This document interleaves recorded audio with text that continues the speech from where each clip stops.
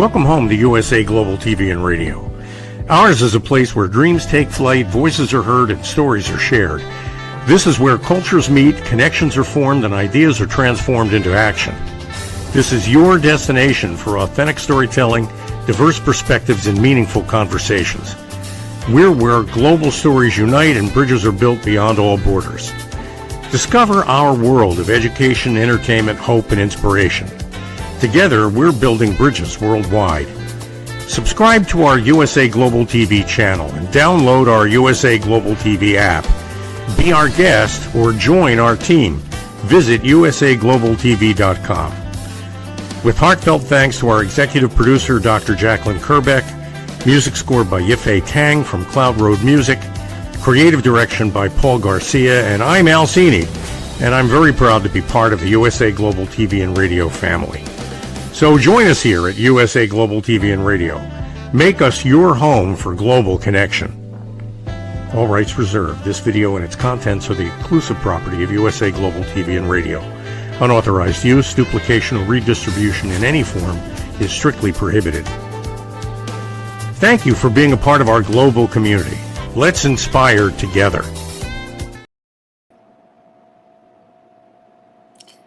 Hello, everybody. Welcome to the 6th episode of This is Floxed on the USA Global TV and Radio Network. This show is dedicated to raising awareness for fluoroquinolone toxicity syndrome, also known as being floxed. This means that a person is experiencing adverse effects from a fluoroquinolone antibiotic like Cipro or levofloxacin and many others. For reasons not completely known, when someone is floxed, they seem to acquire additional chronic illnesses when they were completely healthy before. This can be said for many chronic illnesses that have nothing to do with being floxed. It never seems to be just one illness. This is often referred to as complex chronic illness, which is a long-term medical condition that involves multiple organ systems or a single system affected so severely enough to require specialized care and potentially a long period of hospitalization. These illnesses are often challenging to diagnose and manage and significantly impacts a person's quality of life.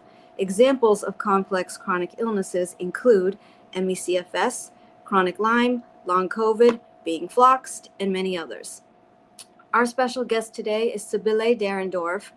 After being a world traveler and a successful filmmaker, she experienced an unexpected and devastating health decline and became unable to work as of 2017. She no longer has a mobile life and is confined to her own four walls with many complex chronic illnesses. However, being bedbound hasn't stopped Sibylle from making films and advocating for people around the world. She dominates social media, especially on Twitter, or X, in the chronic illness space. In September 2023, she participated in the Millions Missing podcast to draw attention to the devastating topic of chronic complex diseases. In February 2025, the documentary that she co-directed called Chronically Ill, Chronically Ignored aired, and it was the first time that a major broadcasting channel in Germany aired the stories of people living with myalgic encephalomyelitis, also known as ME/CFS. Sibylle is a fierce patient advocate, and like me, sick or not, she never stops. She is passionate about advocating and for making change. She has fought against all odds and is here today to share her story. She's determined, brave, and fierce, and I am honored and proud to call her my friend. So, from Berlin, Germany, we'll bring on Sibylle. And just so the viewers know, the sunglasses is something that most of us that are floxed need to wear because we are very sensitive to light and it bothers our eyes. So with that, welcome, Sibylle. Welcome, Talia. Thank you for the great introduction. And I would like to thank you so much having me in your show. And excuse my glasses. And Talia, you're such a great advocate and fighter while being so sick. And that's really an honor for me to be here today. And excuse my bad English during the next 50 minutes, please.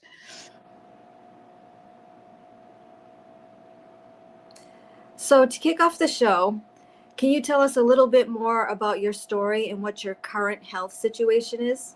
Yes, I try. So my story is a bit complicated. I have to go back to the year 2011. I had severe food poisoning while I was filming a documentary abroad in West Africa. And guess what? With what they treated me? The food poisoning, Talia. Yep, fluoroquinolone. Of course, fluoroquinolones. But I did not know that were fluoroquinolones, and I didn't have any idea what fluoroquinolones mean. So I was treated with them, and the same year, same place in West Africa, while filming for the same documentary, I got very sick with malaria tropica, which is the worst form of malaria. Imagine a mosquito bite can almost kill you. I was close to organ failure. And I was treated again with heavy medications like chemotherapy. But then I recovered. I thought I was not the same person. I lost stamina and I lost concentration and something like that. But I could continue to work. But then, around 2.5 years later, my body was starting falling apart completely with horrific symptoms, countless symptoms, and nobody took me seriously. No doctor. At that time, I did not have any clue what means. So I was unable to work anymore, as you mentioned in your introduction, and I decided to went in a rehab. That was around 2017, and I came out of that rehab unable to work, unable to cook my food by my own, unable to leave my house, unable to how to drive my car, and something like that.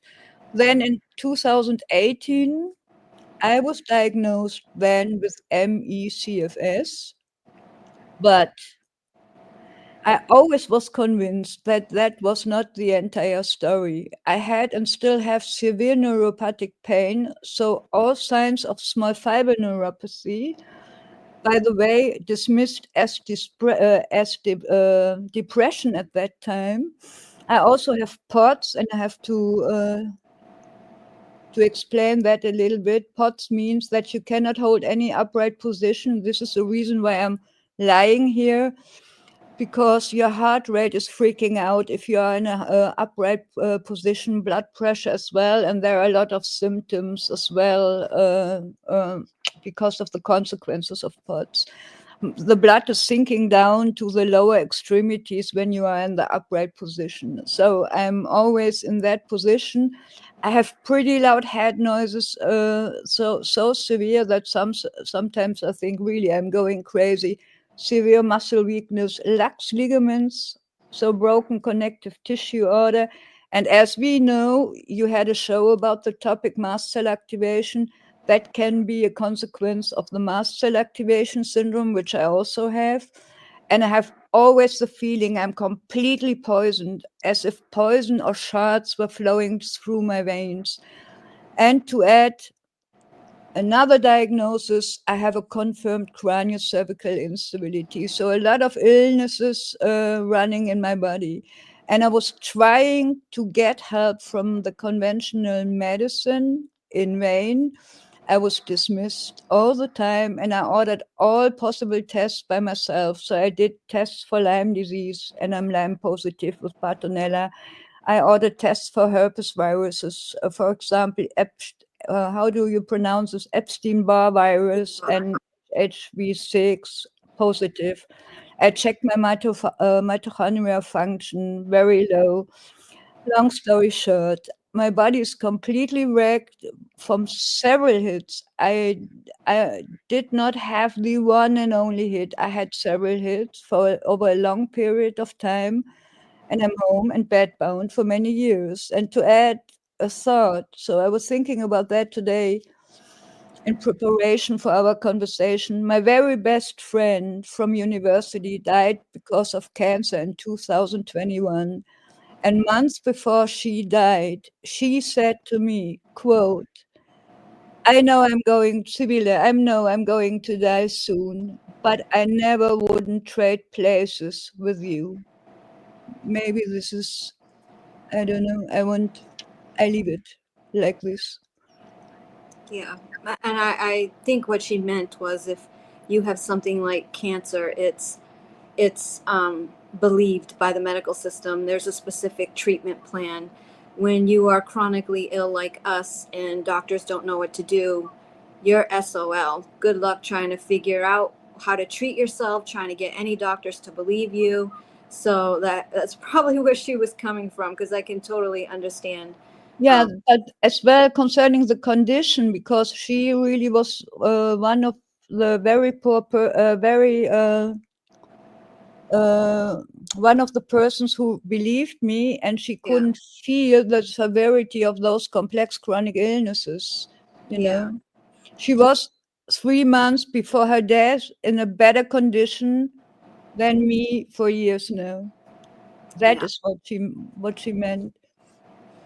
Before we get into talking about complex chronic illness, because that's going to take us most of the interview, I'm always curious, like, because you're so sick like me, how did you get into advocating and doing all this for others? Actually, I don't feel like an advocate. So, but if we touch the topic, so I was never a fan of social media, and I was never on social media before I got so sick. And I decided to go online. That was around autumn 2020 when I got my diagnosis from when I came back from Barcelona.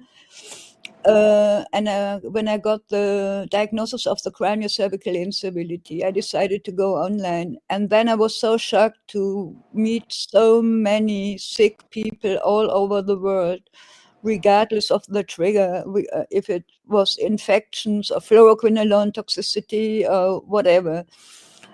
And then an exchange between those affected began, and I met really a lot of people. I had friendships, and I have still friendships, like you, for example. And I found some researchers, and I was studying the research papers like crazy because I wanted to find a solution as well for myself.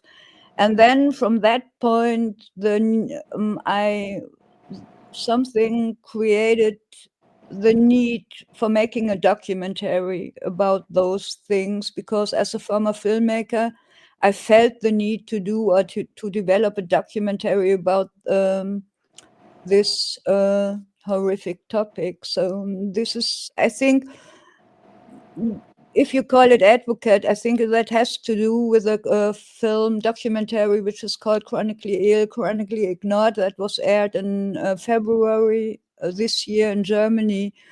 And so I started to say what I think about those illnesses, and I started to write about what I feel about to be abandoned by a healthcare system.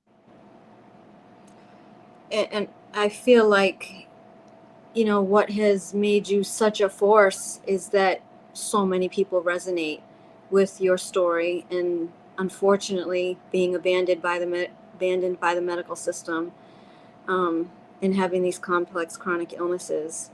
Um, could you explain in greater detail what complex chronic illness means? Yeah, this is an expression by Dr. David Kaufman and Dr. Ilan Ruhoy, by the way, both in the US, not in Germany. A while ago, I discovered a podcast which they're doing. They started on Patreon, but they are now on YouTube, so it's free for everybody. And I was listening to their talks and thinking, wow, that's exactly me, because they developed a model, this kind of model, which is called the septat, for better understanding ME/CFS, Lyme disease, or long COVID, all those complex illnesses. And the septat includes, for example, autoimmunity, POTS, postural tachycardia syndrome, MCAS, so muscle activation, EDS, so Ehlers-Danlos syndromes, which are syndromes where the connective tissue is damaged or So to summarize it that way, so everything that has to do with connective tissue disorder, including craniocervical instability. Then the model subset includes small fiber neuropathy, SIBO, so everything that has to do with the gut, leaky gut, and so on, and of course, infections. But you can expand the model to fluoroquinolone toxicity, to chemicals, as well to I think I would like to mention also vaccination injury because it's important, but was important already before the pandemic. And the model is for me personally important because I fulfill every point of that model. And I really understood, I was beginning to understand the interconnection of those complex chronic illnesses, like a puzzle. I don't know how to say that. And Dr. David Kaufman often uses the term background noises as a metaphor for illnesses that actually lead to the severe chronic onset. And I had background noises before, a long time before. I understood that I had or have had MCAS issues for my entire life. I had already spine issues before I became so chronically ill. I had so much infections in my life, always treated with antibiotics and so on and so on. So, and this is more or less in short, the idea of complex chronic illnesses and the septet. Or you can imagine a glass of water. If you have a glass of water, it's half full, and then a hit comes, and then another hit comes, then a fluoroquinolone comes, then a COVID infection or whatever. At one time, the hit how to overflow, so the water overflows, and so that was in my case. My body collapsed at what point. And what I find, to add one more point, what I find or found very interesting after the documentary Chronically Ignored was aired, a lot of people reached out to me and wrote me messages as well on COVID sufferers, and they wrote me that they were also treated with, guess what? Fluoroquinolones. Fluoroquinolones. So this is the reason why I'm thinking there's always several players in your body, and there's almost, I don't know. I mean, I do not have any statistics, but I'm convinced that there are a lot of players in your body making you so sick. Yeah, so for the viewers that are watching, especially those that experiencing fluoroquinolone toxicity, I think, a lot of times we talk about the trifecta that we get when we're floxed, right? I feel like everyone that's floxed, they have Lyme, they have mold, and usually they end up getting mast cell. And if you think about some of the other things that Sibylle mentioned, think about someone that has EDS, then they have POTS, right? And then they have MCAS too. Like, it's never just one illness. And it's because, just like Sibylle said, we have a cup and it's filled to a certain amount, and hit after hit after hit, it eventually overflows. But it's not just it, it's also the long-term effects of being sick and never being able to heal that can further breaks your body down. I know in my case, when I got floxed, I don't know how full my cup was. I just know that I was very healthy. So maybe my cup was like this. But what happened after in the medical system, I got hit after hit after hit in a very short time, not over a long time. And that's what blew me up, right? Between MRIs and CAT scans and this medication and NSAIDs and something else in the IV, that I just spiraled out of control within 5 months. So whether it's hits over a long time or hits over a short period of time, eventually our body just waves the white flag.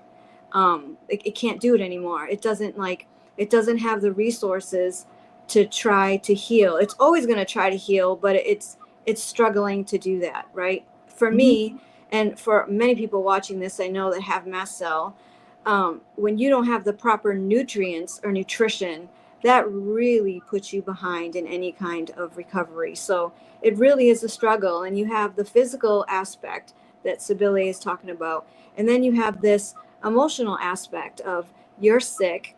When I first got sick, I felt like an alien. Like I was the only one on this planet that had this strange thing. There must have been something wrong with me until I found this community and saw that there were thousands and thousands of people that were also floxed. So you're sick, you're struggling to survive, and then you're trying to get people to pay attention to you and believe you. So, my next question to you, Sibylle, would be, can you talk a little about the lack of healthcare coordination that we receive and the lack of treatments? Because I think that also continues us in this journey of chronic illness. It just continues to perpetuate it. The lack of healthcare is a very important topic and very depressing topic, because most of the people, which I know, including myself, are gaslit through or by their doctors, by healthcare system, by whatever, and their doctors simply do not believe their patients. And this is for me a huge scandal, because a lot of people, very sick people, bedbound, homebound, even people that cannot talk anymore. I mean, we can talk, yeah, but there are so many sick people that cannot talk anymore. They have really to lie in the dark like these 24 hours. And the doctors simply do not believe them, or they say, oh, you can go to work while you are lying in bed. So this is a huge medical scandal for me, regardless the trigger that is valid for infection onset, for fluoroquinolone onset, for everything, including craniocervical instability, POTS, and all those things we mentioned before. And I had the same experience in my cruel condition, which I have to endure. I needed years to find doctors who believe me, and this is a really hard and dark place to try to convince yourself, oh, I have to survive, because I'm really sick. I have several organic illnesses and my doctors do not believe me. What can I do? Because you cannot go out. I cannot leave my apartment anymore to visit or to have a doctor's visit and to have a conversation with the doctor. So I have to do everything by my own. And this is really a traumatizing experience. And when I talk to other very sick people, chronically sick people, where if it's ME or Lyme as well, fluoroquinolone toxicity, all those things, they really are talking about the same thing. So much people are traumatizing by our healthcare systems worldwide because there's so much disbelief and no help and no prospect of therapies, no perspective. And this has a political dimension, is my opinion. This is a very political topic. Yeah, I agree. And you just touched upon the next question about the physical strain that this takes, psychological strain that this takes on a person. I loved one of the things that Dr. Pipa said in my interview with him was, it's like we're part of the leper colony and we're these outcasts, and it's a really tough place to be where nobody is coming to save you. Nobody is coming to help you.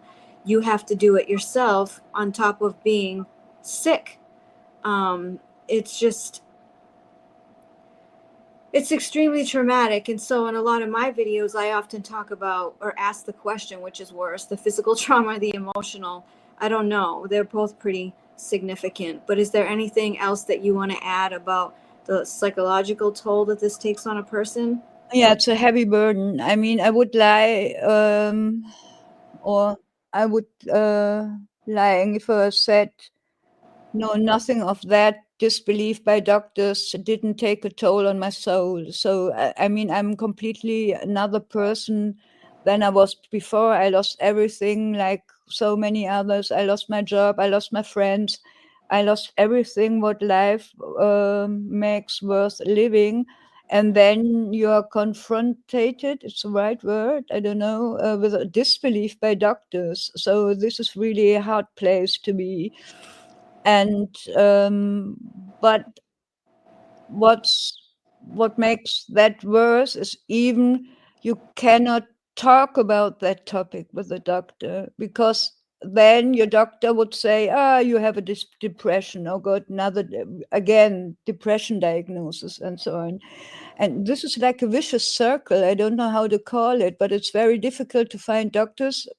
I mean, you mentioned Stefan Pieper. He's an exception in Germany and a great doctor, and he's really caring for his patients a lot and with passion as well. But imagine I'm in Berlin, the capital of Germany, one of the richest country in the world, and I do not have proper medical care. I do not have doctors who believe me. I do not have doctors who know what mast cell activation is. I do not have doctors who really understand what postural tachycardia syndrome means or what small fiber neuropathy means. So, and the list goes on and on. So this is a very dark place. But concerning the psychiatric symptoms, there's another important thing, I guess. Those illnesses, so the example of mast cell activation, can cause psychiatric symptoms. And this is another important point, because doctors simply, do not understand this, that organic illnesses, brain inflammation in the body or whatever, can produce psychiatric symptoms. And that's really as well an important point. So there's a couple things I just want to add about this before we move on to the next question. Is the first thing, for any viewers that are watching this that are not chronically ill, the reason why we are so frustrated, upset, angry with these psychological diagnoses is a couple of things. The first reason is that when we are given these psychological diagnoses, we're never tested for any psychological diagnoses. We're going there for a physical ailment, and then we're told that we're psychologically ill. Well, what test did you even do to make that distinction, right? So that's the first thing that's really frustrating. And the second thing is that if you ever get that written on your medical records, and this is critical, you get that written on your records, the next time you go to a doctor or someplace so they don't know you, as soon as they see a psychological diagnosis, it's over. You're written off and nobody takes you seriously.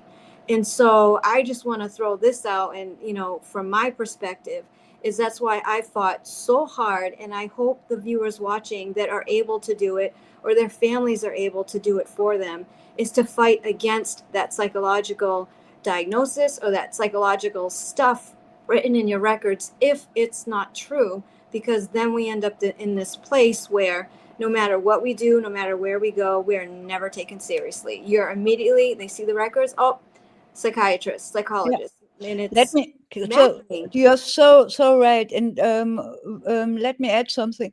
For example, ME has an ICD code since 1969. So how many decades? So almost six decades. Chronically ill people with ME are disbelieved by the doctors, because there's simply no awareness by the healthcare system. There's simply no awareness, I don't know why the doctors are refusing to learn more stuff about so-called multisystemic illnesses, because they affect the entire body. It's not only the arm, it's not only the brain, it's not only the food, whatever. It's the entire body who's completely collapsing. And I went to my endocrinologist. Oh God, I don't know how to pronounce that. Endocrinologist, you're good. Yes, that's it. I learned it in 2018 when I came back from my rehab, and I couldn't walk anymore, and I couldn't climb the stairs anymore. And I said to him, I cannot walk anymore. I cannot climb the stairs anymore, and so on. And he replied, I don't believe you. If a fire broke out now here, you'd be out very quickly, believe me. That was his comment, and he diagnosed me again with depression. This is exactly what I mean. If there's a fire broken out, my legs are not going to work. They don't work. No. So, I mean, it's just, it's ignorance, really. You made a statement on your website. We talked about this the other day. It really hit home for me because, you know, the way I explained it to you was that I thought when I got off of hospice, if I ever made it off of hospice, that it was going to be smooth sailing for me. It's not smooth sailing, but I was going to make a recovery because I wasn't on hospice anymore. And that didn't happen. I forgot that I'm still Floxed and I still have mast cell and all these other illnesses. And so when I say that this is my second chance at life, it's a life like this, right? So in your website, you said you can lose your life without dying, which makes me very emotional. Can you elaborate on that statement? Yeah, because it is like this. You can lose your life without dying. This is an expression or sentence a lot of those affected with ME are using, or with any other complex chronic illnesses, because it's like this. You are vegetating at home and like buried alive, you know. You lost everything, or I lost everything. As I said, everything what life makes worth a living, everything is gone, stolen, so to speak. And you are abandoned by the healthcare system. You are abandoned maybe by your neighbors. You're abandoned by your family members, for example.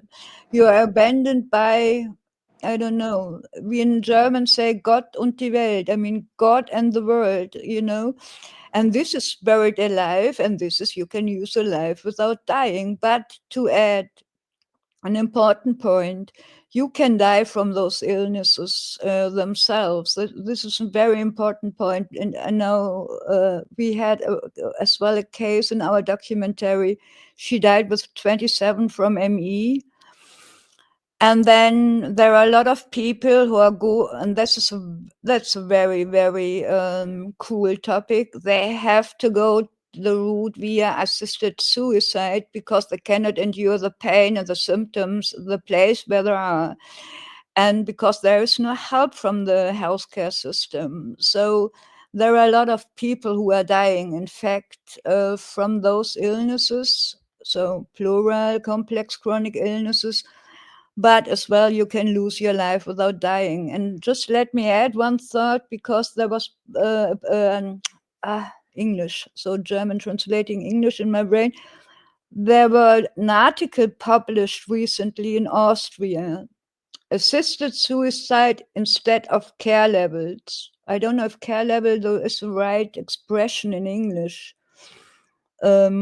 That was a headline of an article in Austria, and it's true because it's easier to get the request for an assisted suicide than to find a doctor who's helping you to survive, and to obtain an adequate health care level from the healthcare system.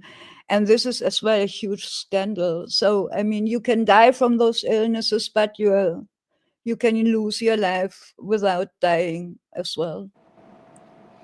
Yeah, I mean that what you just said is just it's mind-blowing. Sure, we'll help you with ending your life, but not with trying to fix your chronic illnesses. I mean, like you said, that seems a little scandalous. Actually, it seems criminal to me, honestly. Yeah, it is. Of course, it is criminal. For me, it's a huge, it's a failure of the healthcare system. It's criminal. There are so many scandals. Even look at the scandal of the fluoroquinolones. That alone is a huge scandal. Look at the scandal of the neglected ME and now long COVID sufferers, and as well the post-vax sufferers. This is the next scandal. So there's not only complex chronic illnesses, interconnection. There are also interconnections of so many scandals we are vegetating in. And that's so hard because we cannot go out into the streets and to demonstrate and to say, hey, stop it. Yeah, we want care, we want treatments, we want whatever. We want a better care for us, because most of the people are so sick they cannot go outside anymore. And this is really a tragedy. It's really, as you said, it's a crime. So Yeah. I agree completely. Yeah, and I think, leading into our next question, I just want to say that, we're here talking about Sibylle's story, which I know resonates with thousands, millions of people watching this that are chronically ill. I know just from doing research, you can do a simple Google search, that there are more people that are chronically ill now than any other time in history. How? In 2025, when we have supposedly the best medical system and the best healthcare advances. And, there are camps of people that say, they make more money off of us being sick. There are camps of people that say they simply don't care. They don't put any funding into researching these things to help make us better. We know that the medical system is broken. We know that the curriculum is broken in and of itself for practitioners. They're taught like, the little box, and this is what they learn inside the box. Anything outside the box, it's psychological, right? But the point of this show today, in this interview, is to discuss these things, to bring them to light. And then my next question for Sibylle is, what is the call to action here? What do we need to get seen and heard? Yeah. Just let me add one thought to your what you was talking about. Our former healthcare minister, Karl Lauterbach, said recently in a huge weekly paper, that the state is failing, or state failure is the correct translation concerning MECFS and long-COVID, because since the pandemic, as you mentioned, the chronically ill people, I mean, we have so many chronically ill people all over the world. How to save them? Yeah. And it's really a failure of the state. But I was wondering why the former healthcare minister was not saying that when he was actually the healthcare minister. Do you know what what I want to say? Right. He waited till afterwards. Yes, that's it.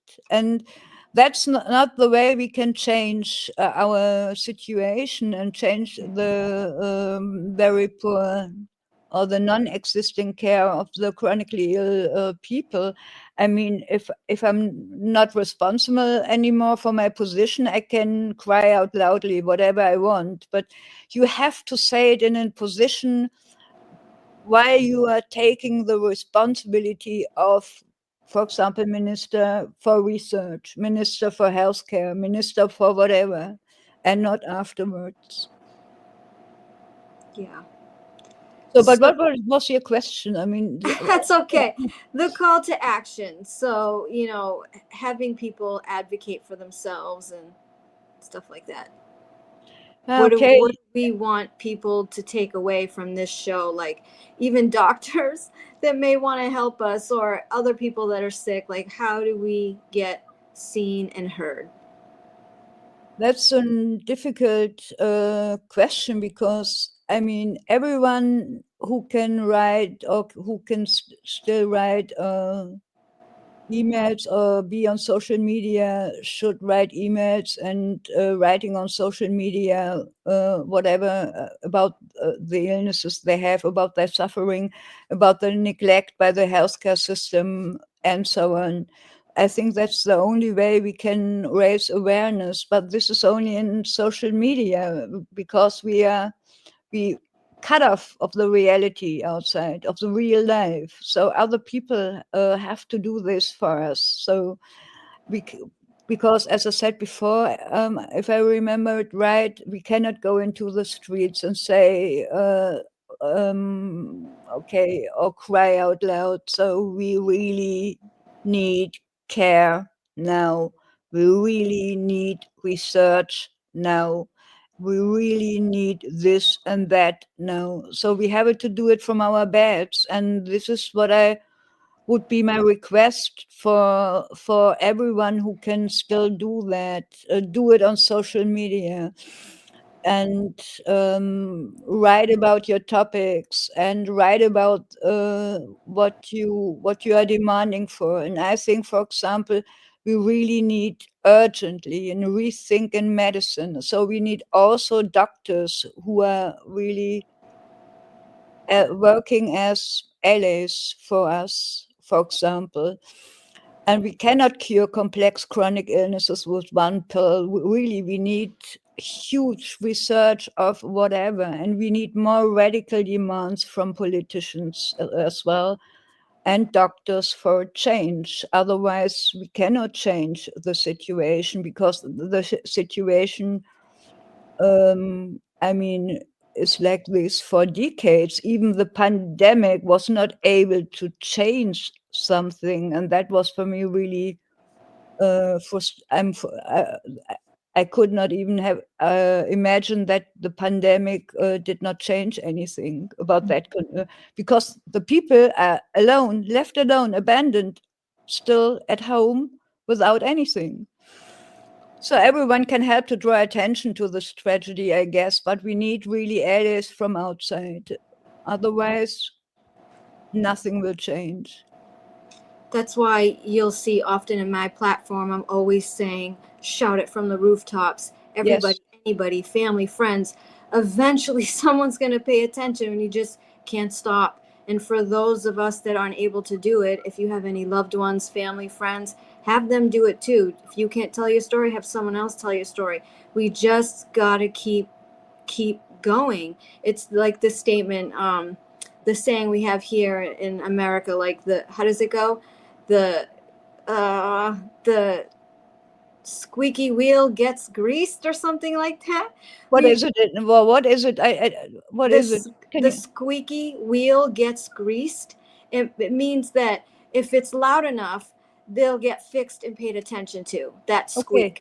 So we Yeah. just have to be squeaky and annoying, so people will pay attention to us and help fix us. So that's kind of always the thinking that's been behind my platform, that eventually someone's going to pay attention. And like, look at me and my advocacy, just writing a letter to the FDA. I had no idea what ended up to all this. Look, I'm on a show right now. Like, how did that happen? Yes. But that's what I mean. You never know when you tell your story and you have people advocate for you where it's going to go. With that, I want to make sure we have time before we close the show. My message of hope. I end every show on a message of hope. I told you that I had a doctor who I really respect that said to me, living a life of chronic illness isn't really living at all. You're just putting one foot in front of the other, trying to survive and make it to the next day. Isn't that the truth? So can you give viewers a message of hope who are suffering from these debilitating chronic illnesses?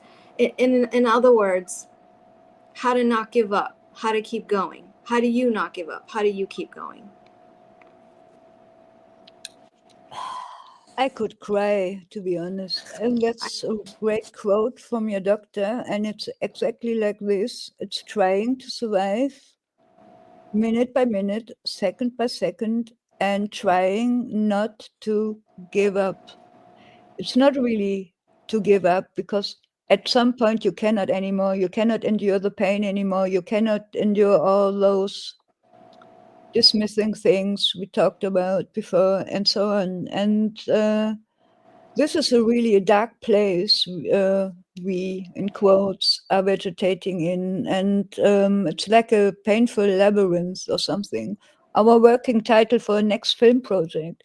This is, for example, something what gives me hope to try to do another documentary, but completely other one, from completely inner view, inside view from those affected. And you, Talia, I'm so honored, will be part of that.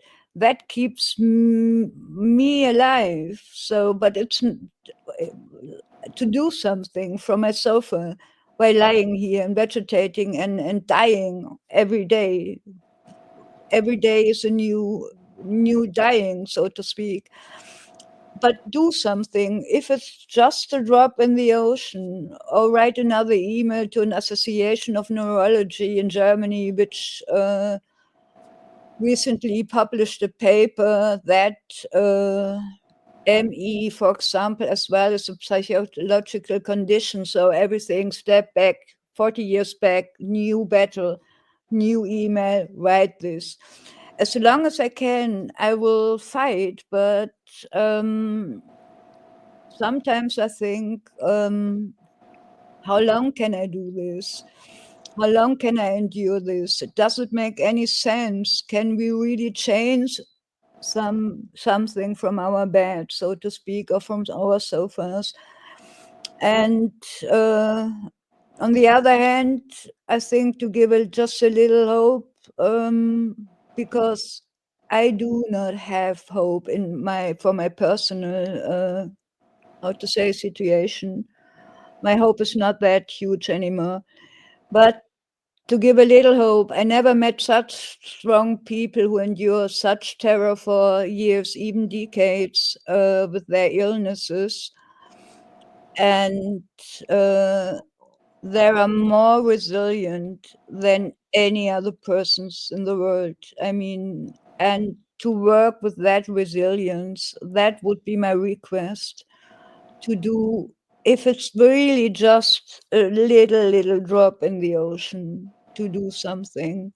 But I'm really aware that a lot of people cannot do anything anymore because they're lying like this every day, 24/7. So I think, to your drop in the ocean comment, it reminds me of the glass, right? It keeps overflowing. I yeah, think if we have enough of us putting drops in the ocean, we change the ocean in the same way that our glass was changed when we were harmed, right? yeah, So it just takes a long time because the ocean is huge. Change takes forever. This is the whole world we're talking about, this having this issue. And I think that we might not see change in our lifetime. I hope that we do. I mean, I hope so. Yeah, I've seen some change a little bit along the way. Maybe it's not the change we ultimately want to see, but I think, like we talked about the other day, what people that advocate leave behind is a legacy. And that, when we're not here anymore, there are always going to be people that are going to carry forth what you started. And so if we're not fixing it for our generation, maybe the generation after us will fix it, right? And we think about people that have passed away now, currently, we're fighting for them. We're sharing their stories, just like people will do for us when we're no longer here anymore. Sibylle, it's been an honor to have you on the show. I have so much love and respect for you. no, same to you, Talia. So really, I mean, I have so much respect for you. So really, you're really a hero for me. So We're both today. I'm sitting in my hospital bed. She's laying on her sofa. We'll probably need to be sleeping for the rest of the day. But we care so much about this cause. This is why we're here. And we hope that people can see and feel how much of an issue this is that we need help with. yeah. And the world needs to know. And that's why Chronically Ignored came out. That's why Labyrinth will be coming out. We will not stop until we get the recognition that we deserve. It cannot go on like this. This is so important. Something profound has to change. So Yeah. So I think the show is about to wrap up. Is there anything you want to say before we go to the end credit stuff? I thank you so much, Talia, for doing what you're doing and to bringing awareness as well on the topic of the fluoroquinolone toxicity, because Germany is really behind the moon. They refused the ICD code for fluoroquinolone toxicity or fluoroquinolone. associated disabilities. So you're doing such a great work, and I really appreciate that I'm your guest today. So really, it's an honor for me. Thank you, Sibylle. It's been an honor, and we'll talk soon. We always do. We always do. We talk later. Goodbye. Thank you so much. Thank you.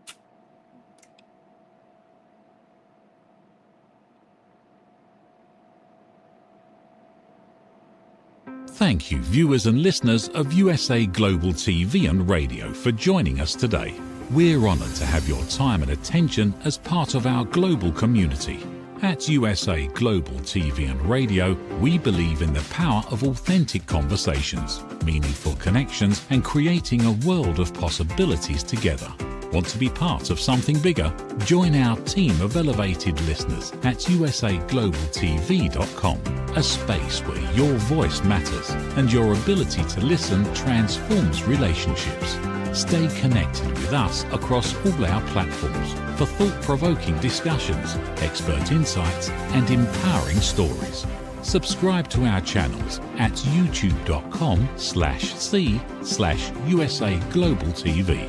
Follow us on social media and explore the endless opportunities we're creating for growth, learning, and inspiration.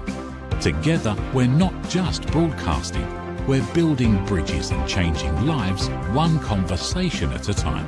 For inquiries, contact us at info@usaglobaltv.com. Music by Johnny Dies. Produced by Executive Producer and Director Dr. Jacalyn Kerbeck. Voiceover by Mike Porter. Creative Direction by Paul Garcia. All rights reserved. Copyright 2025. Visit usaglobaltv.com to view our full terms and conditions.